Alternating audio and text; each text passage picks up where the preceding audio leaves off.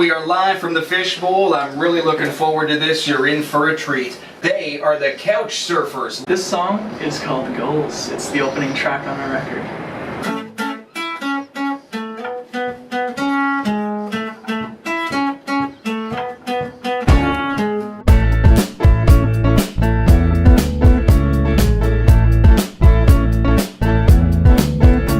There's a lot of passion behind the music.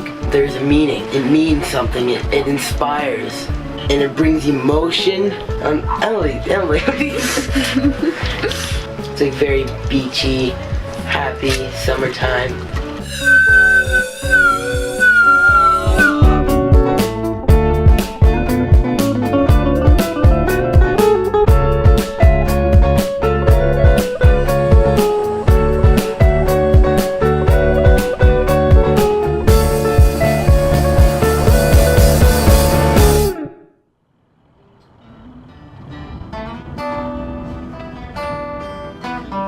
It all started with that one video of us riding bicycles and playing Pink Floyd in the Superstore parking lot. I remember because me and Duncan both knew that we had this skill that not many people have. Like, we can play guitar while riding bikes.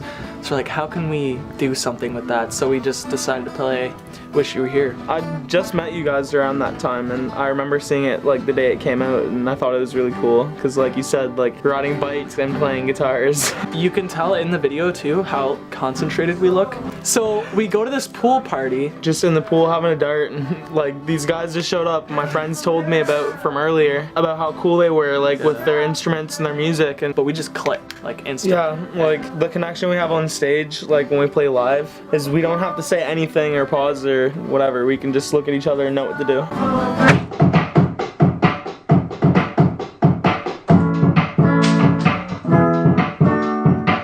The very first Mango Juice video. Yeah, I remember when you guys posted it. I think I actually showed my dad. Thought it was cool. And then now looking back, it's like, oh wow. It's kind of rough. It's kind of rough. Now that I know you guys, you can just like tell. Like, I can see Duncan like looking over, and I can see you being like, oh. It wasn't too far after that when you joined. I still remember the first practice I went to, and Yeah. we practiced Please Don't Break Your Heart. And it was just me, you, and Duncan in your basement. And you were on keys. And I was on keys. Yeah. Cause like I had always wanted to be in a band, and so when they said it, I was like, I hope this isn't just one of those things that is like talked about and never actually happens. And I went home and I told my dad that night, and I was like so pumped. Like, I thought I was the coolest person in the world. So we kept writing in that shitty ass basement. We wrote goals for what felt like a decade. How's it going, Cameron? Well, I wrote this song. I started writing it in October and I got it done in like June.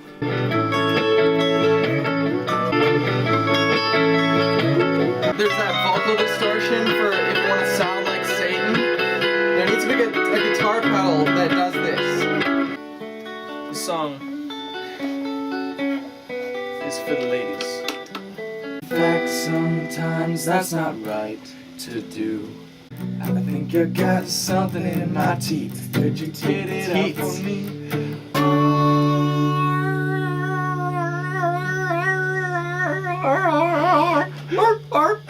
So we played a basement show.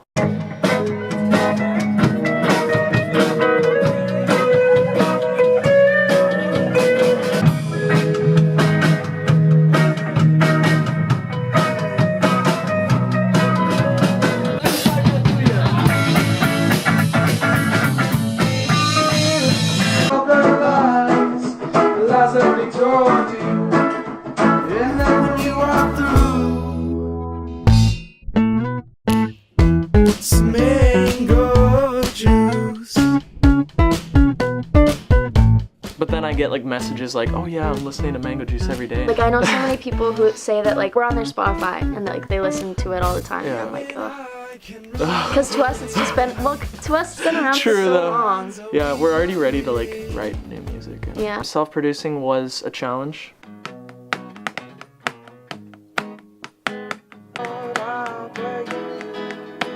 Cameron, what are you doing? Huh? What are you doing?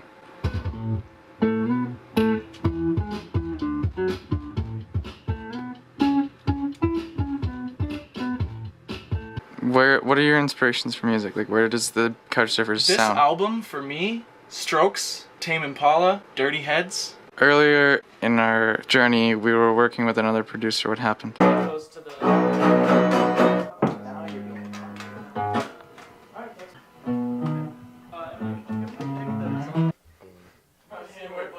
Fucking bleeding everywhere.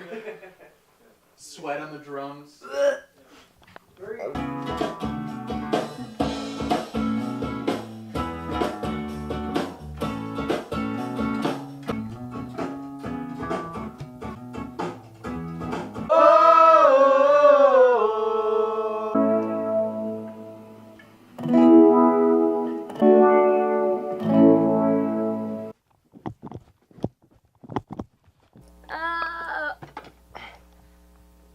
I'm ready to get my ass something. Okay, that's not fair. You have to just let me do it. It's tomfoolery. It's tomfoolery. We recruited Emily, and she was on keys, but then we realized she sucks at keys. Okay, I decided that in order for me to properly contribute to the band, I'd have to play bass, and it has been so much better since then. I saw somebody throw a couch off of the Black Bridge into the water, and I was like, they must be going couch surfing. And we put more meaning to it later on when Is like... that true? No. Okay, I was gonna say I don't think that's how it happened. We decided to self-produce. The lens is a little weird, bro. I'm just gonna clean that up. It's exciting. It's really fun to do. You want me to show you around the studio? Please.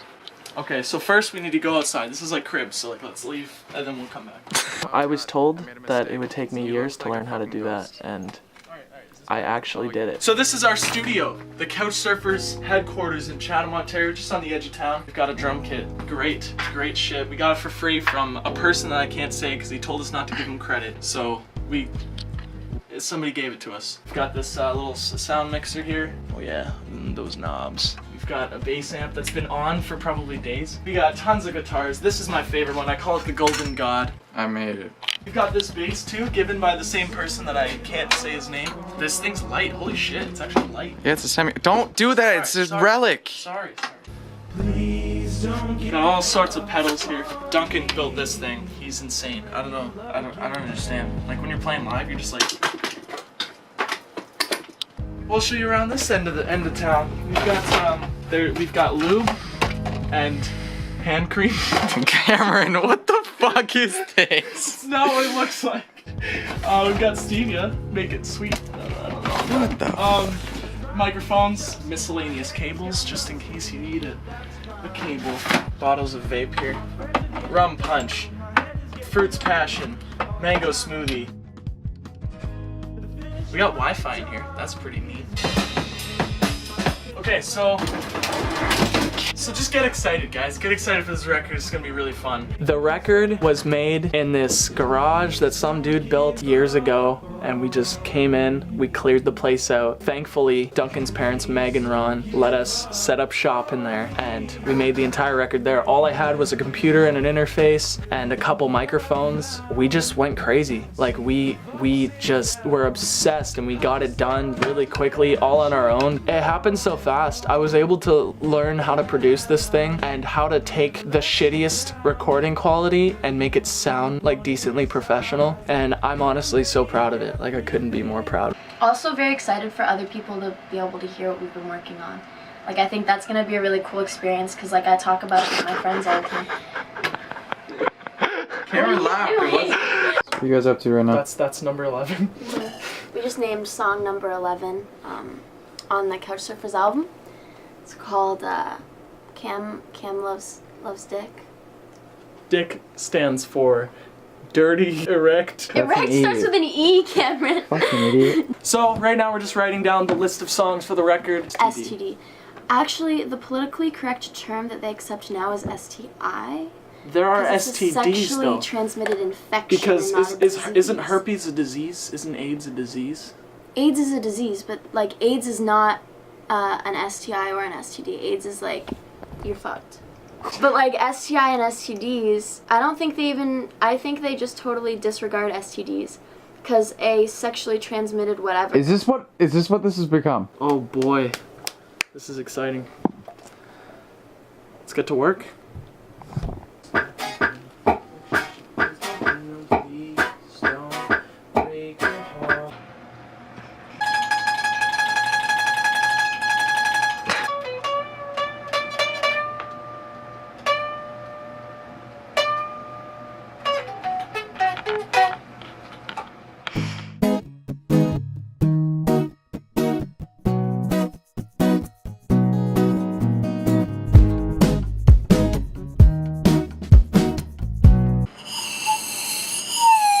But now that I'm like on bass, yeah, I feel cool. And when I tell people like, yeah, I play bass guitar in a band, they're like, oh wow. Can I get your number? This is what the Couchsurfers do on our free time. Beach! What's going on behind the scenes? You know, it's a known thing that like artists are mentally kind of fucked, so I guess it makes sense. Yeah, that's true, that's true. All the Maybe musicians, that means that man. we're really good musicians because we all want to die. Just kidding. So what's up? As long as I promise to be responsible. Smoked up. No, I was just like, what is that? That's two balls.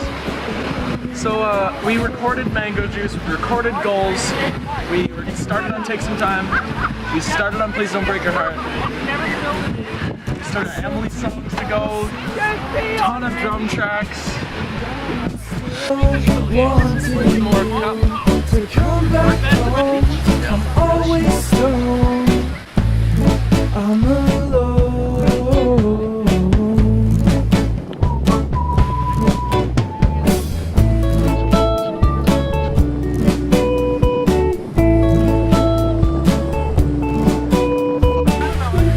Literally sitting down on the toilet. Emily, this looks... Kept all her best trophies in cases, so no one could touch 'em. Guess that's why I never touched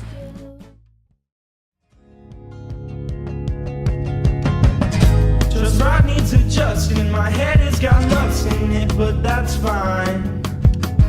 Well, I've been singing since I've been able to talk, I guess. Just sitting in my car seat, driving places with my parents, singing songs on the radio. One day, we were at a party at our landlord's house that they were having, and my friend that lived there, he got a guitar for his birthday a couple days before, and I was just messing around with it, like whatever. Every kid like sees a guitar once and messes around with it. And I went up to my parents and asked them if they'd buy me one for the next occasion, like my birthday, Christmas, whatever. And my mom told me that if I learned a song, then she would for sure buy me a guitar. So I sat there for 20 minutes and taught myself "Hit Me With Your Best Shot" on the guitar and showed it to her, and that's when I got my first guitar and started playing. And I just went on YouTube, I played by ear, taught myself, grew a liking for different types of music all around, met Cameron, and they invited me to come to the band, and it was just like a dream come true. Had to say yes, and here I am. I don't know, he's just chill, and like I don't see him ever being like mean about something. Like he's just a chill guy, he goes with the flow, he's like whatever. He's always nice, he's never been like mean.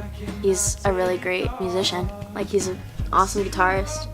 And I really like that he sings now too. He's a good singer. Jake, I barely know him, but he seems like a really stand-up, nice dude. He's putting in the effort to learn the shit that he doesn't know, which I really respect, because I know there's some people who just wouldn't do that. They just take what they can get and be done with it. So I respect that like he has the drive in him to learn it. From what I know about him, he's a nice guy. Jacob, let's talk about Jake for a moment. Jake is he's a good guy, great guy. I love him very much. He's really good at guitar. We haven't even been playing together for very long, but when we do, it's like we're riding the same wave. Guitar brothers? Did you just say riding the same wave? I said riding. And we're in the Couchsurfers. He catches on really quick. It's fun to play with him live. It's fun to play with all these guys live because I don't know. Not only are we good together musically, I feel like you put us in a room and we just get along. Yeah, like we like each other. Yeah, we like each other. And that's so cute. Whose cat is that? I have no idea. Show the camera right here. It's so cute.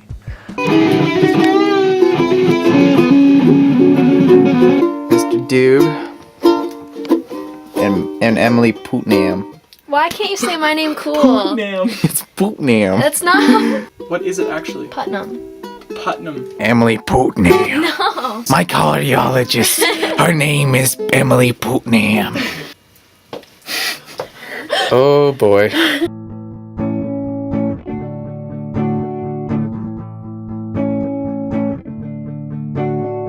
Saw you. The first instrument I learned how to play was flute. When I was 7, my mom taught me, and I played in like the Portuguese club with all the adults, and it was a fun time. I think I was like 12 when I like discovered Green Day, because my dad was a huge Green Day fan, and we saw them in concert and stuff, and then from Green Day, like I got into more like that genre of music. And my dad bought me my first guitar when I was around 12, and it was like a little like shitty pink like stage 1 electric guitar. And I remember the first time I performed with guitar, I played Brain Stew like at my school talent show when I was in grade 6. That's kind of when I found out that I enjoyed performing and stuff like that. And then I mainly just stuck with guitar until I joined Couchsurfers, and that's when I started playing bass. Now I'll talk about the dreaded one, Emily P. I've always admired her ability to come up with really good lyrics. For me, it takes like a lot of thought and a lot of effort to come up with something half good. So we write songs together really well, and she's a little kind of crazy. How much have you kept inside, you know, 'cause memories won't fade. Such a blind. Not crazy as in like really mentally fucked, but she's out there. She doesn't give a fuck about what people think most of the time, and she's just a meme. I feel like you're definitely more of a meme than I am. Everybody knows I'm king meme. Don't even fucking try to step. Like, you're not a meme, you are a memer. Yeah. But you yourself are not a meme. No, but you're just not, like, you're not that cringy. Yeah, it's like, sort of like it's funny, like, the only... Emily likes to talk a lot of shit about me to my face, but when the camera's on, everything's fine. Emily's cool. She knows, like, how to keep everybody kind of in check, I guess. Usually in, like, every cliche, the band has one dude who's in charge of everything. And I feel like we're all kind of that, but Emily steps up. She's kind of on it. Emily always has super sick ideas for this band, man. Whenever we have meetings or we're brainstorming new song ideas, she just has like really solid, valid ideas that I think are really helpful. She's a good person. All really positive people, just... Cringy part of you is like, hey, I'm Nuno, I want to die. Like, that's a meme. Yeah. That's kind of your live meme. by that. Every time I say I want to die, you guys cringe, right? I don't cringe, I live it's my just whole like, life by that, then I'm the meme. Do you want to be a meme? Die. I don't know. Guys, today's the day!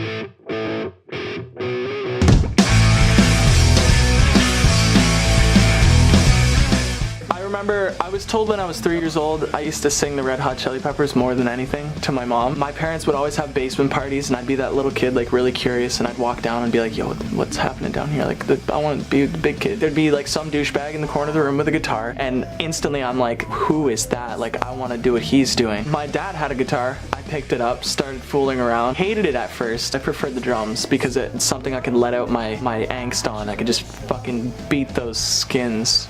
And my brother played guitar, and we jammed all the time. We started a band called Letterbomb, and from the time I was 10 years old to the time I was 15. When I was 11, I recorded my first record in Toronto, and it was like the biggest thing for me. When I played my first gig, I was just addicted to performing in front of people. For the next 5 years, up until I was 15 years old, I just played hundreds of gigs.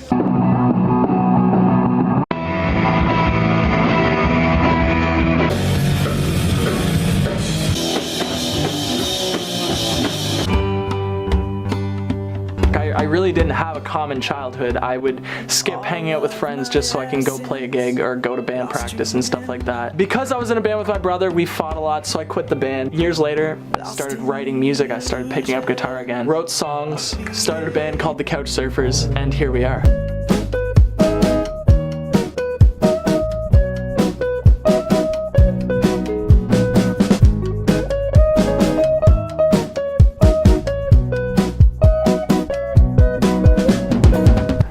Cameron have a really personal and musical connection when we play, I feel. He's been a really good friend of mine since I met him, to be honest. My life just completely changed for the better. I don't even understand half the time how this kid does it. I can't even explain it.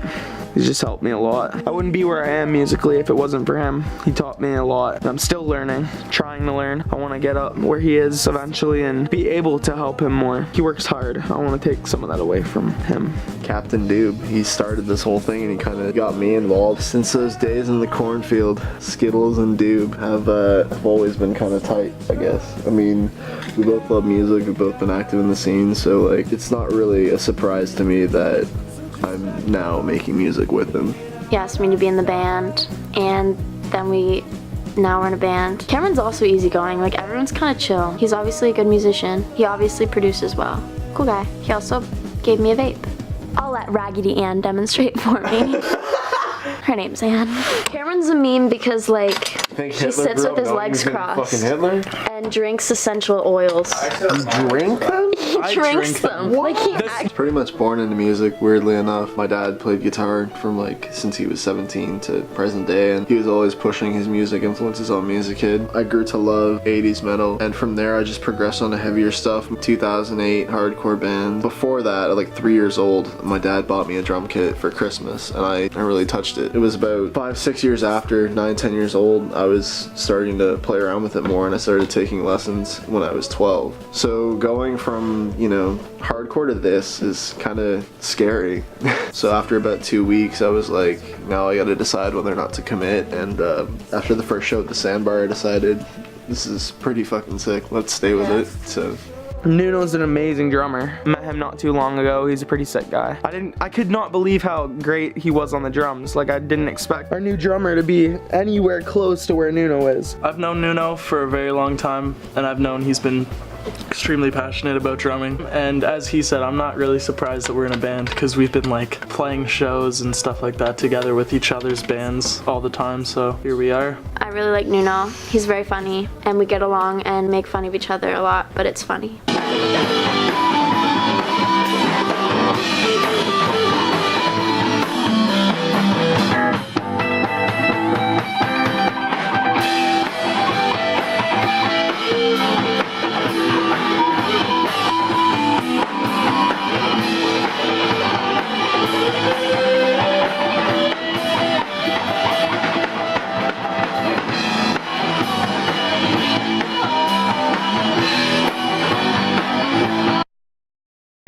I don't have many expectations, but I just want to make good music. Yeah. Like, honestly, my favorite part of releasing this album was producing it. Like, hearing every track come together to make, like, this song. And then after that happens, you just can't wait to show it to people.